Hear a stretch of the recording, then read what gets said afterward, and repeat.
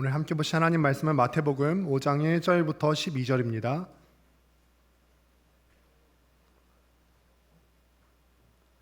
마태복음 5장 1절부터 12절까지의 내용을 한 절씩 교독하여 읽습니다. 예수께서 무리를 보시고 산에 올라가 앉으시니 제자들이 나아온지라 입을 열어 가르쳐 이르시되 심령이 가난한 자는 복이 있나니 천국이 그들의 것이미요 애통하는 자는 복이 있나니 그들이 위로를 받을 것이미요 온유한 자는 복이 있나니 그들이 땅을 기업으로 받을 것이미요 의에 줄이고 목마른 자는 복이 있나니 그들이 배부를 것이미요 긍휼히 여기는 자는 복이 있나니 그들이 긍휼히 여김을 받을 것이미요 마음이 청결한 자는 복이 있나니 그들이 하나님을 볼 것이미요 화평하게 하는 자는 복이 있나니 그들이 하나님의 아들이라 일컬음을 받을 것이미요 의를 위하여 박해를 받은 자는 복이 있나니 천국이 그들의 것임이라 나로 말미암아 너희를 욕하고 박해하고 거짓으로 너희를 거슬러 모든 악한 말을 할 때에는 너희에게 복이 있나니 기뻐하고 즐거워하라 하늘에서 너희의 상이 큼이라 너희 전에 있던 선지자들도 이같이 박해하였느니라. 아멘. 아멘. 네, 오늘은 수료식도 있고 또 맥주감사절인데요. 맥주감사절은 또 우리의 마음을 우리에게 베풀어 주신 은혜에 대한 또 감사를 표현하는 시간이지요. 그래서 또 마침 수료식을 하면서 오늘 주일이 참 우리에게 감사하는 시간이 아닐까 하는 생각을 해보게 됩니다. 오늘부터는 이제는 팔복을 여러분들과 함께 나눠보고자 합니다. 예수님의 산상수훈, 산상설교 중에서 팔복을 함께 다룰 건데 그 중에서도 오늘은 첫 번째 시간 마음이 가난한 자, 심령이 가난한 자에 대해서 하나님 말씀을 증거하도록 하겠습니다. 방금 전에 제가 여러분들에게 말씀해드린 바와 같이 마태복음 5장부터 7장까지를 특별하게 일컫는 말이 있습니다. 그것이 무엇이냐면은 산상수훈이라고 합니다. 또 어떤 말로는 산상보훈이라고도 하고 또 어떤 경우로는 산상설교라고도 표현을 할 수가 있습니다.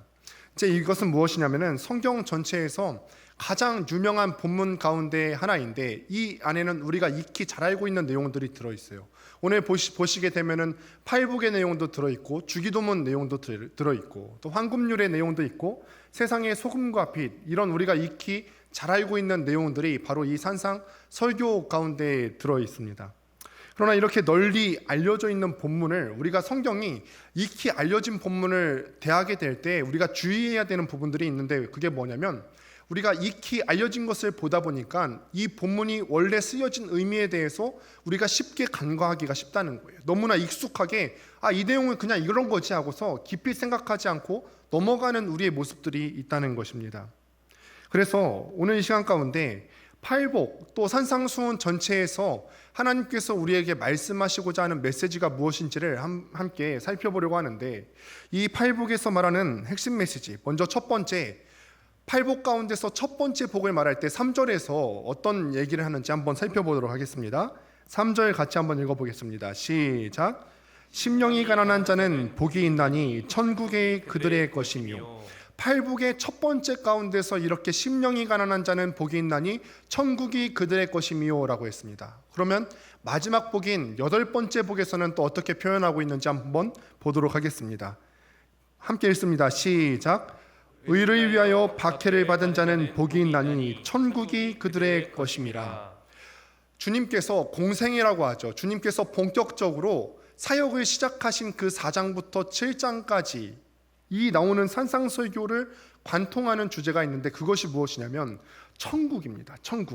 천국이 무엇이냐면 하나님의 나라, 하나님의 나라가 바로 산상설교의 핵심이고 예수님께서 이 공생의 기간 가운데 가장 강조하신 부분들이 바로 이 하나님의 나라에 대한 부분입니다. 오늘부터 그 중에서도 이 산상설교 가운데서도 오늘부터 다룰 이 8가지 복에 대한 내용은 무엇이냐면은 하나님의 나라에 대한 건데 하나님의 나라의 백성에 거하는 사람으로서 우리가 하나님 나라의 사람이잖아요. 그 하나님 나라의 사람으로서 우리는 어떤 모습으로 살아야 되는가? 우리는 과연 이 땅 가운데서 하나님 백성으로 어떤 삶을 살아야 하는지를 구체적으로 한번 살펴보고자 합니다. 산상설교의 앞부분을 장식하는 이 팔복의 구조를 한번 자세히 한번 보시기 바랍니다. 그러면은 이러이러한 사람은 복이 있다. 왜냐하면은 이 이유는 이러이러한 복이 있기 때문이다라는 구조로 되어 있어요. 이러이러한 사람은 복이 있다. 왜냐하면은 이러한 복이 있기 때문이다라는 구조로 되어 있어요. 그래서 우리는 본문을 읽을 때 이렇게 받아들이기가 쉽거든요. 아, 이렇게 살면은 복을 받는구나. 심령이 가난한 자는 복이 있나니, 아, 우리가 마음을 가난하게 해서 복을 받아야 되겠구나라고 생각하기 쉬워요. 그런데 여러분, 심령이 가난한 자는 복이 있나니 천국이 그들의 것이미요 라는 문장의 의미는 뭐냐면, 우리의 심령이 가난해지면 복을 받는다, 이것이 아니라 우리의 심령이 가난하면 복을 받는다는 것이 아니라 하나님 나라의 백성으로서 이미 복을 받은 사람으로서 이런 모습이 있어야 된다는 것을 나타내 주는 것입니다. 여러분, 한번 묻죠. 심령이 가난해지면 복을 받는다, 이게 과연 말이 되는 이야기일까요? 먼저 또 한 번 묻습니다. 여기 중에서 우리가 심령이 가난해질 수 있는 조건을 구비할 수 있는 사람이 있어요?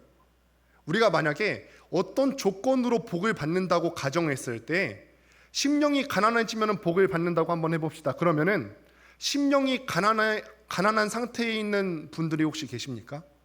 그런 조건을 여러분들 스스로 만족시킬 수 있는 분이 있으세요? 우리는요, 성경에서 말하는 모든 구원이나 복에 관한 것들은 하나님께서 우리에게 값없이 은혜로 주시는 것이지, 우리가 어떤 조건이나 어떤 능력이 돼서 그것을 구할 수 있는 길은 전혀 불가능합니다. 그렇기 때문에 팔복은요, 하나님의 백성인 성도가 우리가 이미 복을 받은 사람으로서 어떻게 이것을 살아내야 되는지, 이 세상을 살아내야 되는지에 대해서 나타내고 있는 말씀이에요. 이러이러하게 살면 복을 받는다, 심령이 가난하면 복을 받는다, 이 내용이 아니라 복을 받아서 이미 하나님의 백성이 된 사람들은 이런 사람이다. 복을 받아서 하나님의 백성이 된 우리들이잖아요. 이런 우리들은 이런 심령이 가난한 삶을 살아내야 된다라는 것이죠. 그러므로 예수를 우리가 전혀 알지 못한 상태에서 우리가 심령이 가난해져야 돼, 그래서 예수님을 믿게 되고 복을 받아서 천국 백성이 돼야 돼, 순차적으로 이렇게 가는 것이 아니라, 성도는, 우리 예수 믿는 사람은 이미 복이 있는 사람인데 심령이 가난한 자들이고, 심령이 가난한 우리들에게 장차 하나님의 나라 천국이 우리 가운데 임한다는 것을 말하는 내용입니다. 이런 팔복은요, 앞으로 계속해서 8가지 복에 대해서 살펴보게 될 텐데, 이 팔복이 서로 각계전투를 하는 게 아니에요. 서로 다 논리적으로 긴밀하게 연결이 되어 있습니다. 보시면은 팔복의 첫 번째 복인 가난한 복을 거치면은 그 다음에는 어떤 상태가 오게 될까요? 심령이 가난한 성도는요, 자신의 마음이 가난한 상태에 머물러 있지 않고 자기 죄로 인해서 애통해하고 가슴 아파해요. 내가 하나님 앞에서 내가 얼마나 비천하고 내세울 거 없는 존재인지를 깨달았어요. 그러면은 나의 죄성을 보게 되는 거죠. 그래서 그 죄 때문에 마음 아파하고 괴로워하고 탄식합니다. 이런 복을 거치게 되면은 온유한 자가 되게 되죠. 온유함이라고 하는 말의 뜻은 뭐냐면은, 우리가 일반적으로 온유함이라고 했을 때 선천적으로 어떤 타고나는 부드럽거나 혹은 약한 기질을 생각하기가 쉬운데, 그런 선천적으로 타고나는 부드럽거나 약한 기질을 의미하는 것이 아닙니다. 성경이 말하는 온유는 뭐냐면은, 내 죄성을 인하여서 나의 그 심령 가난한 것을 위해서 가슴을 치면서 자기를 위해서 많은 눈물을 흘려본 사람들 가운데 만들어지는 성도 고유의 특질이 바로 온유함입니다. 온유한 사람은요, 또 의에 줄이고 목마르고, 또 부드럽고 겸손하고 따뜻한데도 의에 대해서 아주 강렬한 목마름을 갖게 되죠. 이렇게 팔복 전체에 대해서 우리가 개관을 하자면은 전체가 다 논리적인 순서를 갖게 됩니다. 어느 순간 팔복의 첫 번째 단계에서 마지막 단계로 점프해서 가는 것이 아니라 가난함과 애통함과 또 온유함을 거쳐서 의에 대한 목마름으로 가게 된다는 거죠.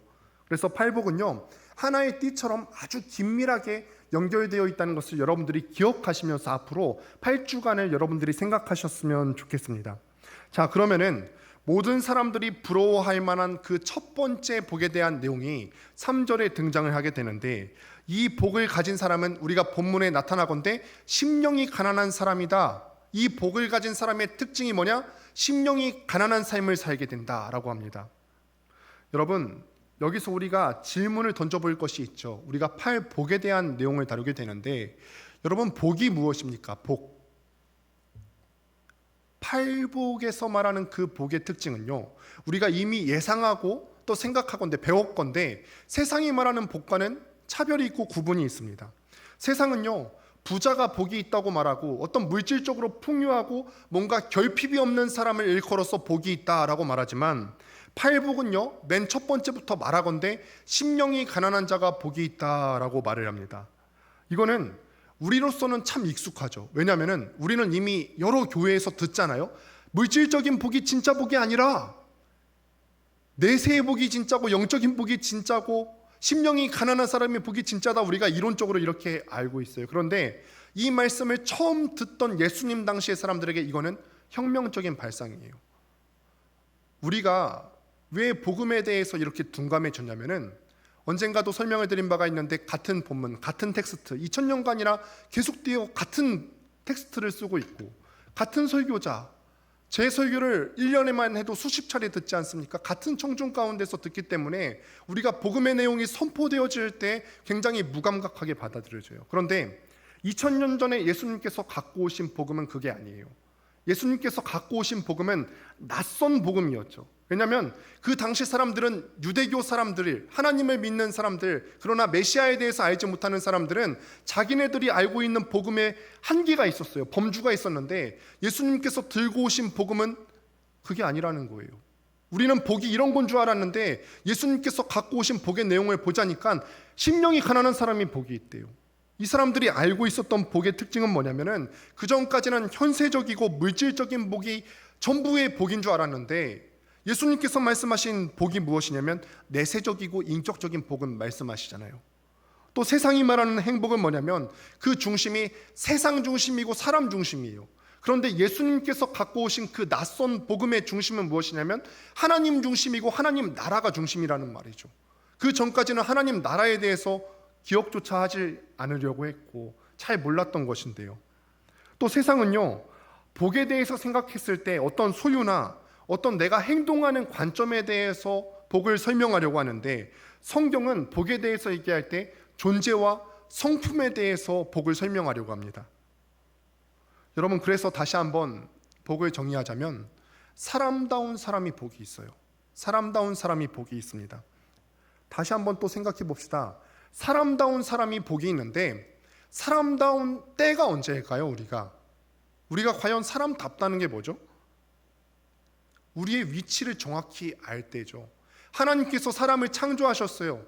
하나님께서 사람을 창조하셨고 우리는 그 피조물로서 하나님 앞에 서서 자기를 온전하고 겸손하게 바라볼 때, 자기 주제를 할 때 사람이 사람다워지는 거죠.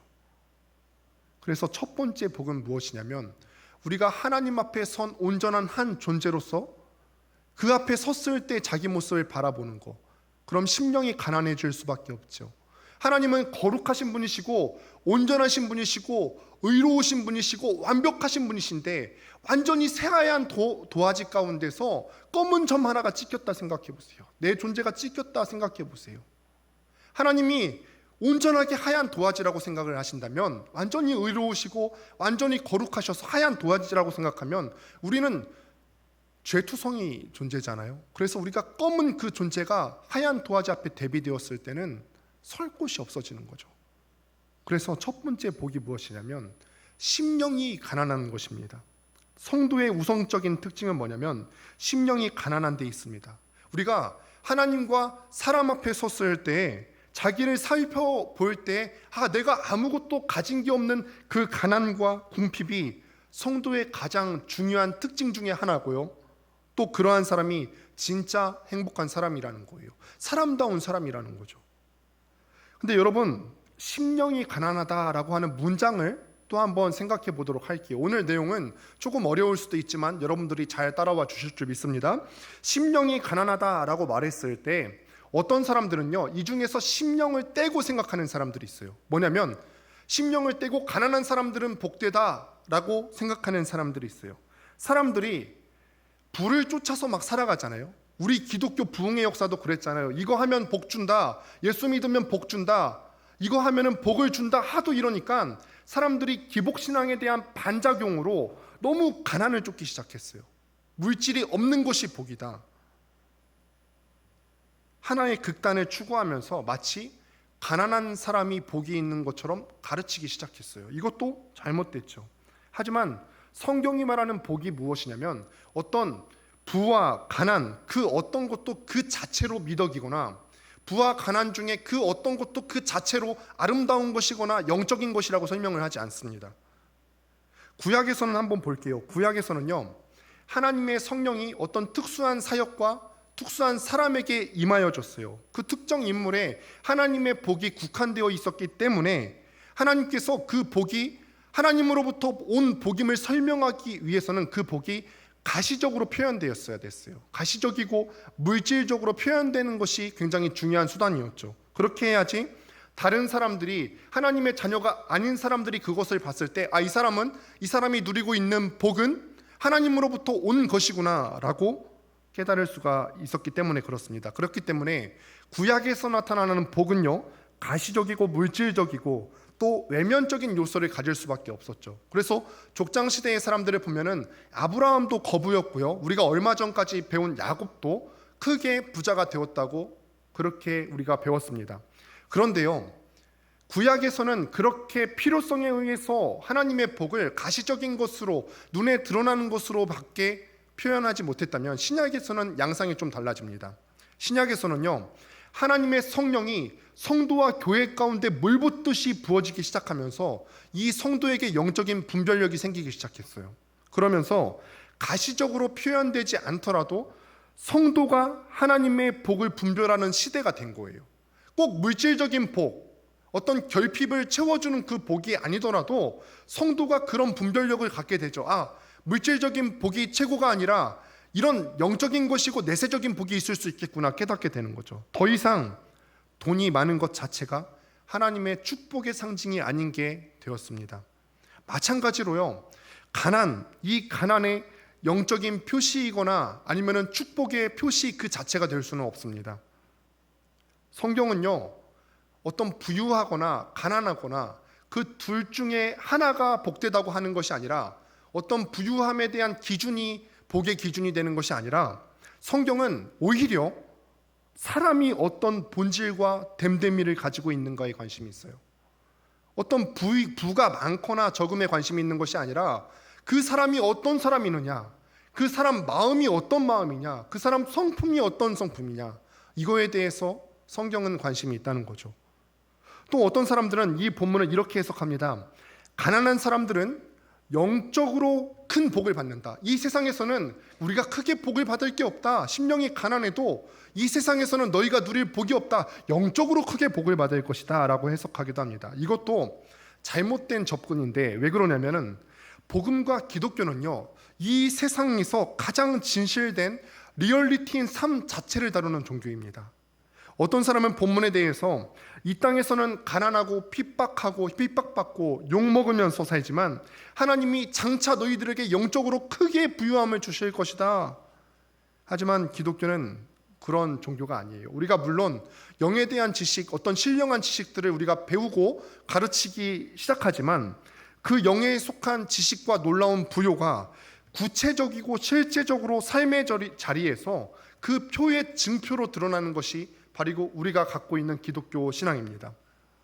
그럼 한번 계속해서 말씀을 이어나가도록 하겠습니다. 그렇다면 심령이 가난하다라는 말이 무슨 말일까요? 심령이 가난하다라는 말, 이거에 대해서 여러 가지 주해가 있고 여러 가지 해석이 있는데, 가장 주된 해석이 무엇이냐면 성경이 가장 중요하게 생각하는 성도의 특징 중 하나인 겸손에 대해서 얘기하고 있어요.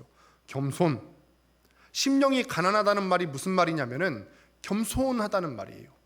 그런데 우리가 겸손에 대해서도 일반적으로 알고 있는 그 내용을 생각하시면 안 돼요. 우리가 유교적으로 볼 때 겸손은 무엇이냐면은 나를 낮췄을 때 남들이 높여주는 식의 겸손을 얘기하죠. 내가 스스로를 막 낮춰야, 나 아무것도 아니야, 나 그러지 못한 사람인데, 그렇게 우리가 겸손을 떤다고 하죠. 겸손을 떨 때 다른 사람들이 옆에서 높여주는 식의 유교식의 겸손을 얘기하는 것이 아닙니다. 성경이 말하는 것은 무엇이냐면 존재 자체에 대한 겸손이에요. 존재 자체에 대한 겸손. 하나님과 사람 앞에서 자신을 바라보고 심령이 가난해진 사람은 복이 있다는 것입니다. 내가 하나님과 사람 앞에 섰어요. 그런데 자랑하거나 내놓을 만한 것이 하나도 없고 남에게 유익이 된다고 말할 수 있는 것이 하나도 자기 안에서 찾지 못하는 사람은요, 복이 있다는 것입니다. 이게 성도의 가장 중요한 첫 번째 특징입니다. 자기를 볼 때 하나님과 사람 앞에서 전혀 내세울 게 없는 사람. 어떤 사람은요, 자기에 대해서 그마저 포기하지 못하는 것들이 하나씩은 꼭 있어요. 그래도 내가 비록 못난 사람이기는 하지만 그래도 이것만큼은 하나님 앞에 내세워 볼 만한 게 있지 않을까?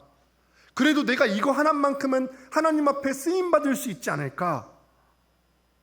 이렇게 드러나게 말할 거리가 없는 심령이 가난한 자가 복이 있다고 말합니다. 단지 이 겸손이라는 것을 말할 때 소심하거나 자신감이 없거나 수줍음을 많이 타는 것을 뜻하는 것이 아니라 하나님을 만났을 때 하나님이 어떤 분이신지를 정확하게 알게 된 성도가 그 앞에서 가질 수 있는 특징이 바로 이 겸손이라는 거예요. 한번 이 겸손에 대해서 더 깊이 실제적인 예를 한번 살펴보도록 할게요. 출애굽기 3장을 보면은 하나님께서 모세를 부르시는 장면이 나와 있죠. 근데 이 모세를 출애굽의 지도자로 부르시는 장면이 나오는데 하나님께서는 이 모세에 대해서 모세가 갖고 있는 그 온유함이 세상의 모든 지면의 사람보다 승하다, 더 뛰어나다라고 평가를 하셨어요. 근데 이 모세가 하나님으로부터 소명을 받을 때 하나님께서 이 모세를 부르실 때 거듭해서 거절합니다. 모세는요, 하나님의 부르심에 뒷걸음치면서 감탄사를 내뱉으면서 이렇게 고백해요. 주여, 오 주여, 탄식하는 거예요. 저는요, 이 탄식의 감탄사가 바로 우리가 하나님을 대면했을 때 우리가 표현할 수 있는 것의 핵심이라고 생각을 합니다. 출애굽기 4장을 보면은 모세가 이렇게 탄식하는 거예요. 하나님께서 부르실 때, 오 주여, 나는 본래 말을 잘하지 못하는 혀가 둔한 자니이다 라고 자기 자신에 대해서 고백을 하면서 주님의 귀한 부르심을 감당하지 못하고 탄식하는 모세의 모습을 만나게 됩니다. 어떤 우리 믿는 사람들 중에서 이렇게 쉽게 고백하는 사람들이 있을 수도 있는지 모르겠어요. 주님, 내가 여기 있사오니 나를 써주소서. 내가 여기 있나이다, 나를 보내소서라고 하는 고백들을 여러분들이 기억하시죠? 나를 써주소서 찬양도 나오잖아요. 근데 이 말은요, 언제 나오는 말이냐면은 이사야 선지자가 하나님으로부터 부름을 받을 때 이사야가 대답하는 말이거든요. 그런데 우리가 이것만 고백하죠. 이사야가 하나님 앞에 자신을 내어드리기 전에, 오 주님, 내가 여기 있사오니 나를 써주소서, 내가 여기 있사오니 나를 보내소서, 그렇게 하나님의 소명에 응답하기 전에 탄식이 있다는 사실을 우리가 많이 잊고 있어요. 이사야 6장 5절을 보면은 이렇게 기록을 하는데 함께 읽어보도록 하겠습니다. 함께 읽습니다. 시작. 그때 내가 말하되 화로다 나여 망하게 되었도다. 나는 입술이 부정한 사람이요 나는 입술이 부정한 백성 중에 거주하면서 만군의 여호와이신 왕을 배웠음이로다 하였더라. 이사야, 그 대단한 이사야 선지자가 하나님을 대면했을 때 자기 자신에 대해서 명확하게 보게 된 거죠. 내가 내세울 게 하나도 없구나. 내가 그 거룩하시고 100% 온전하신 하나님, 흰 도화지 같은 그분 앞에 서니까 내가 너무 더럽고 비참하고 내가 정말 설 데가 없는 죄인이구나, 이 사실을 깨달은 거예요. 그래서 내가 이 앞에 있으면 죽겠다, 생명의 위협까지도 느낄 만큼 그 존재적인 차이가 심했다는 거예요. 그래서 그 자신을 향한 깊은 절망과 고통을 통과하면서, 주님, 내가 이런 사람인데 화로다 나여 망하게 되었도다. 주님 앞에 내가 내세울 만한 것이 없는 사람인데 이런 나라도 괜찮으시다면 주님, 제가 여기 있습니다. 저를 써주십시오 라고 말하는 거죠. 이게 기독교 정신이에요. 모든 진실한 성도는요, 외모와 삶의 형편, 그 사람이 부유하든 가난하든 상관없이 하나님 앞에 서서 그런 특징을 가지고 살아요. 하나님을 알고 그 앞에 선 또 나를 알고, 그렇기 때문에 하나님 앞에 내세울 것이 전혀 없다는 사실도 알고, 그래서 비참하고 아픈 마음, 정말 저절로 가난해질 수밖에 없는 그 마음을 갖고 삽니다. 하나님이 우리를 부르시고 어떤 요청을 하신다 해도, 오 주여, 다 같은 것이 그 부르심에 합당합니까? 라고 탄식하면서 자신에 대해서 깊이 좌절하고 심령의 가난함을 갖고 있는 사람이 바로 하나님의 백성이고, 이것이 심령이 가난하다라고 했을 때 그 겸손의 요체예요. 여러분, 예수 믿고 사업이 잘 됐다, 예수 믿고 내 자식이 잘 됐어요, 예수 믿고 내 자녀들이 좋은 대학 가고 명문대학 가고, 이렇게 말하는 사람들이 왜곡된 기독교로 사람들의 마음을 얼마나 상하게 했는지 모릅니다. 본질을 다 잃었어요. 물론 하나님께서 우리에게 사업을 잘 되시게 해주실 수 있는 능력도 있고요, 하나님께서 원하신다면 내 자녀들을 좋은 대학 길을 뚫어주실 수도 있겠습니다. 그런데 그게 우선순위는 아니죠. 본질을 다 잃었어요. 하나님께서 우리가 정말 깨달아야 되는 건 뭐냐면, 하나님께서 얼마나 큰 값을 치러서 자신을 가치 있게 만드셨는지를 깨닫는 게 성도잖아요. 다시 한번 설명드리면, 우리가 그 흰 도화지 같은 하나님 앞에 섰을 때 검은 오물 같아서 차마 설 수 없는 이 존재를 위해서, 이런 우리를 위해서 하나님이 얼마나 큰 가치를, 큰 값어치를 지불하셨는지, 큰 희생을 하셨는지, 이거를 깨달아야 되는 게 성도인데 이 본질을 잃었다는 거예요. 그리고 이거를 깨닫게 되면은 나 같은 사람, 나 같은 비참한 인생을 위해서 하나님이 얼마나 큰 값을 치르셨는지를 기억하게 된다면, 주님이 부르시면은 목숨을 드리면서까지 섬기던 그 영광스러운 성도의 모습을 잃은 것이 지금 우리가 처한 현실이에요. 이 도전 앞에 여러분들이 할 말이 있습니까? 제가 할 말이 있습니까?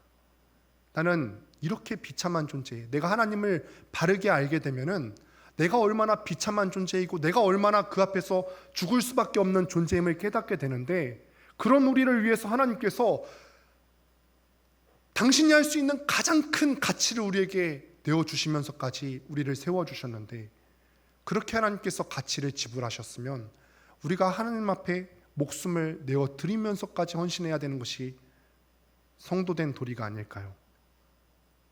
기도원을 한번 보도록 하겠습니다. 그가 하나님의 부르심을 받을 때 사사기 6장 5절에서 이렇게 말합니다. 한번 읽습니다. 시작. 6장 15절 시작. 그러나 기드온이 그에게 대답하되, 오 주여, 내가 무엇으로 이스라엘을 구원하리이까?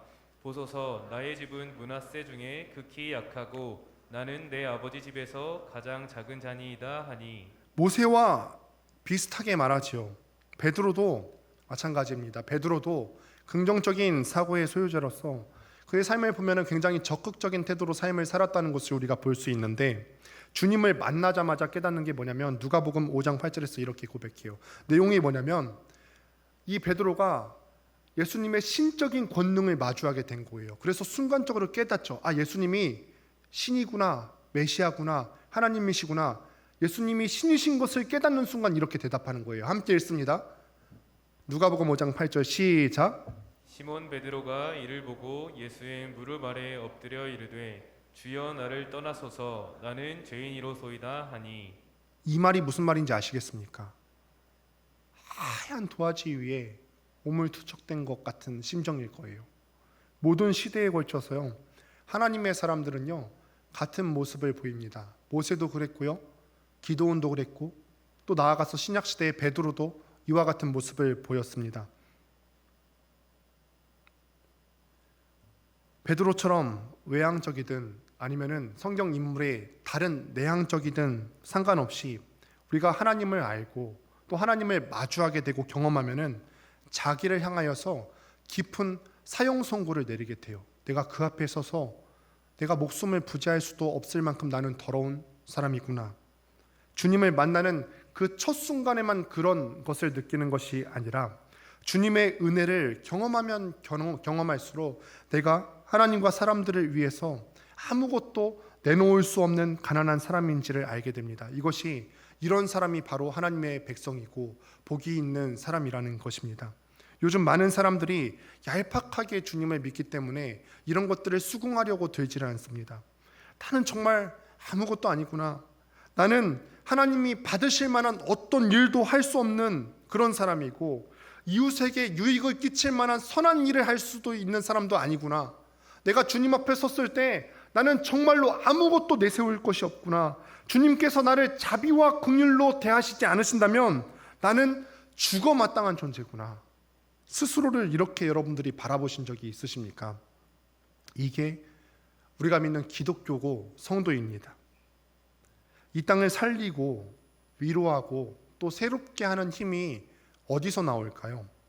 하나님과 사람 앞에서 자기를 바라보고 깨어진 심령과 상한 영혼이 되어서 자기 안에서 끝없는 빈곤과 또 무능 그리고 소유가 없는 것을 매일 깨닫게 된 사람에게서 이러한 능력이 나오게 된다는 거예요. 다시 한번 오늘 3절 말씀을 보도록 하겠습니다. 3절 말씀 함께 읽습니다. 시작. 심령이 가난한 자는 복이 있나니 천국이 그들의 것임이요. 이러한 성도를 향해서 하나님께서 하나님 나라를 그들의 소유로 삼게 하시고 천국을 맛보아서 알게 하신다는 거예요. 이 땅을 살아가면서 내가 하나님 앞에 아무것도 가진 게 없구나, 비참한 인생이구나, 심령이 가난함을 인해서 울부짖고 고통했지만 주께서 그에게 하늘의 부요와 또 하늘의 영광이 어떤 것인지를 알게 하신다는 것입니다. 질그릇 조각 같은 자기에게 하늘의 영광이 이 질그릇 조각 같은 나에게 담기는 것을 보면서 성도는 이 세상을 다르게 살아갈 수 있는 힘을 얻는다는 거예요. 하나님 나라는요, 주님께서 우리에게 오실 때 완성적으로 주어진 혹은 우리가 죽고 나서 들어갈 어떤 물리적인 공간, 저쪽 너머에 있는 물리적인 공간만을 말하지 않습니다. 물론 그것을 포함하지만요, 이 땅을 살아가는 동안에도요, 하나님께서 질그릇 조각 같고 티끌 같은 우리가 그 나라를 경험하며 살 수 있게 하나님께서 우리에게 복을 부어주십니다. 여러분, 경제적인 부가 행복을 보장하지 않습니다. 번영을 구가하는 이 시대에 많은 물질을 갖고도 행복하지 못한 사람들을 보면서 우리가 그것을 깨닫고 있지 않습니까? 세상의 통념처럼 부자가 행복한 것이 아니라 하나님 앞에서 자기 자신을 아는 사람, 내가 정말 사람다운 삶을 사는 사람, 내가 그 앞에 섰을 때 내세울 것이 없다는 사실을 깨닫는 사람이 복이 있는 줄로 믿습니다. 말씀을 마무리합니다. 오늘 마침 또 확신반과 또 제자반이 수료식을 하게 됐어요. 제자반을 마무리하면서도 그렇게 얘기를 나눴죠. 이후에도 우리에게 계속해서 유혹이 있을 거예요. 이 수료식을 다 했다고 해서 우리가 어떤 완성형의 존재가 되는 것은 아닙니다. 우리가 확신반, 제자반 수료생들을 포함해서 우리 모든 청년들이 하나님 앞에 그런 마음을 갖고 살았으면 좋겠어요. 하나님을 내가 안 사람으로서 그 앞에서 내가 정말 내세울 것이 없는, 정말 하나도 없는 비참한 상태에 있는 인간이구나. 또 이 사실을 알게 될 때 이어서 깨닫게 되는 것이 무엇입니까? 내가 그렇게 내세울 것이 없는 인생인데 하나님께서 그런 나를 위해서 어마어마한 가치, 예수님을 나를 위해서 보내주셨구나. 이것을 깨닫게 될 때 우리의 신앙이 변하지 않겠습니까? 이것이 복음인데, 이것을 깨닫는 것이 바로 복음을 믿는 것인데, 이 복음을 아는 사람이 세상을 다르게 살 힘을 얻지 않겠습니까? 여러분들이 정말 심령의 가난함을 누리는 사람으로서 또 하나님 앞에 하나님을 바르게 알고 자기 자신에 대해서 정확하게 알게 되는 심령이 가난한 자로서의 삶을 살아갈 수 있게 되기를 주님의 이름으로 축복합니다. 이 시간에 함께 다 같이